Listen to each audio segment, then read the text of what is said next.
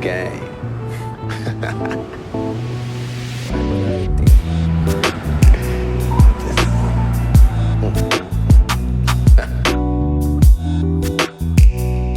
Hey, what's going on, y'all? It's Big Jon. Welcome back to another episode of It's All in the Game.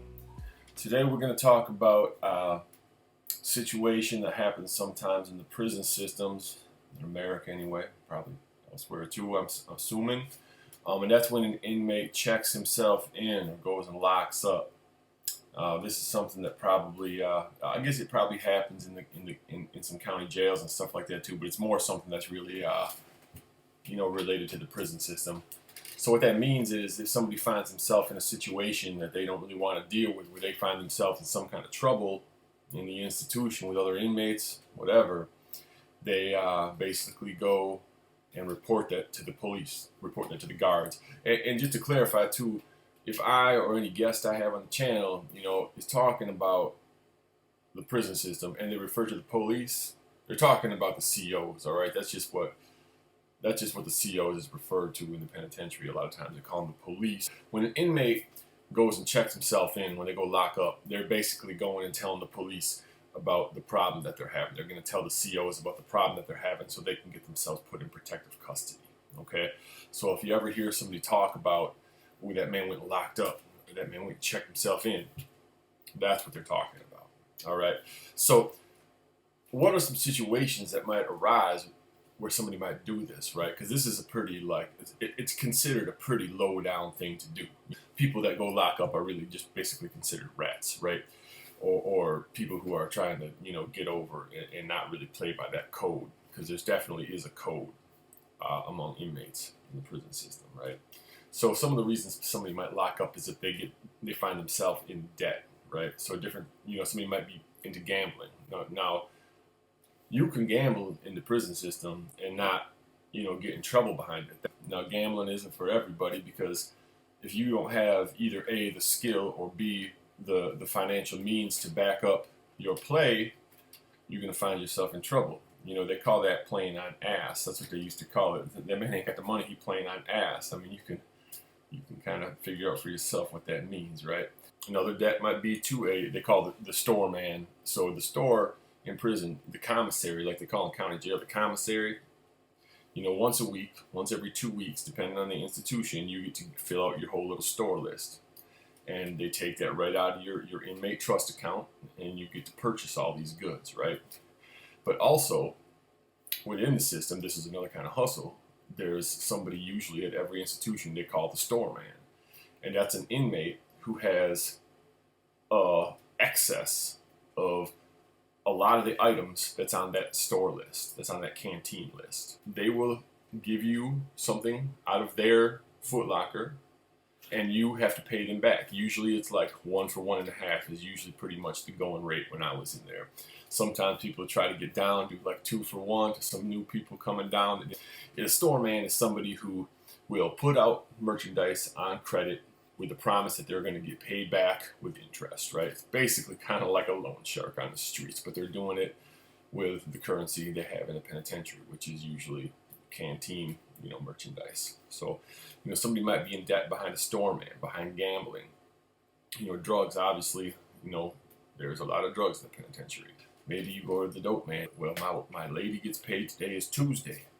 My lady gets paid on Friday. She gets paid next week Friday, whatever. If your word is good, you tell him when your lady gets paid, and then your lady is going to shoot his people the money you owe. You know what I'm saying? So you get $100 worth of whatever, and on such and such a date, your lady got to do a wire transfer, use Cash App, whatever, and send his people that $100. And he's going to get on the jack that day, and you're going to ask, you're going to ask his people that money touchdown. And, if you're good for your word, that money is going to be there. So, that's another reason, somebody might get in debt. So, because then you ain't going nowhere. Even if you do lock up, you still ain't getting out of the prison system. And people know people all over the place. Beyond debts, too, different reasons people, might lock up. Somebody's pressing them. Somebody gets them in a situation where they've been kind of finessing them. And now they feel like it's time, to turn that shit treacherous. There's a lot of reasons why people will have problems with other individuals in the prison system, all right? So, when that debt comes due and they can't pay, they feel like the situation getting a little too tense. Feel like the situation is getting too tense with this other individual. Maybe it's not debt related. What's going to happen is this person's going to go to the police. They're going to go up to the CO's desk. They're going to say, "Look, man, got to get out of this unit, man. So and so, they trying to fight me. So and so, they trying to rape me." Tell them something. They're going to tell them something like that. You know what I'm saying? They're going to go tell the police that they're being threatened by some other dude, and they usually pretty much always got to drop a name. What's going to happen is they're going to put the man in cuffs right there, and they're going to walk him out, and they're going to put him in protective custody. They're going to put him in the hole.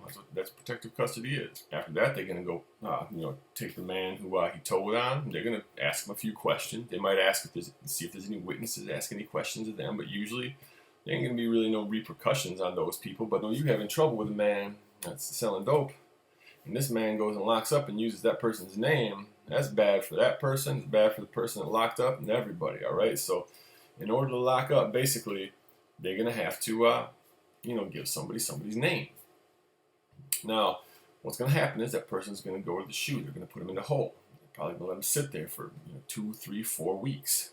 And after that, depending on the situation, they might just put their ass right back out in the yard, which is going to be bad news for that person. Or they might ride them out and put them in a different institution. But in any case, once a person does that, they're labeled. Because it don't matter if you're in a state prison system or if you're in a federal prison system, inmates, they move from one institution to the other, and there is word that passes between those institutions, and mark my words, if somebody locks up at one institution and they get rode out to a different institution, then people at that institution are going to know it before that man hits the yard. This person is a lockup artist. This person is a rat. At the very least, he ain't going to be trusted. They're going to keep your eye on that man. That's at the very least. The more likely scenario is they're going to tune his ass up, right? They're going to whoop his ass. Locking up is not going to help you. If somebody is in a situation where they got a problem with a person, if you ever got a problem with a person, now first of all, in that type of situation, most people would rather get their money than whoop your ass anyway. So it's always going to be better just to go talk to the person. I would much rather have somebody come up to me to say, "Look, this is what happened. I'm good for you. I usually be getting store, but I didn't this week. This is what happened. It's going to be another week. Look, I'll pay you a little bit of extra, pay you some interest, whatever." I'd much rather have that situation, have that discussion. I'd much rather have that discussion than have that person go lock up and not have me get my money anyway. Because I'm not going to get my money if the dude locks up anyway, right? So, if you owe a debt to somebody, just go talk to people. Just be upfront. Communication is the key in so many parts of life, right? It just squashes so much problem if you just open up and communicate with folks, right?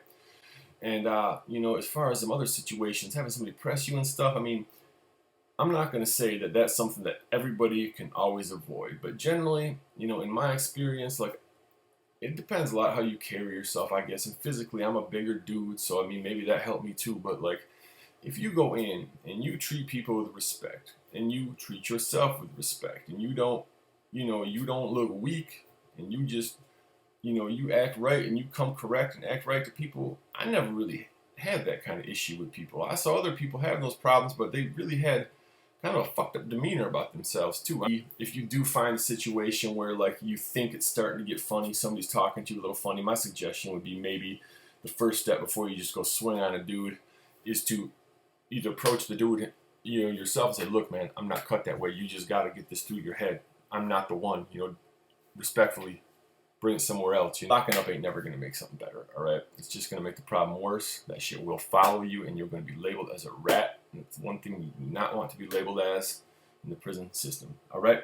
Y'all, have a great day. Please like this video, and please subscribe to my channel. It really helps. I need subscribers to build this channel. And that's what I'm working on doing. So I appreciate the views, y'all. Please like and subscribe. Have a great day. Stay safe. Stay blessed. It's all in the game.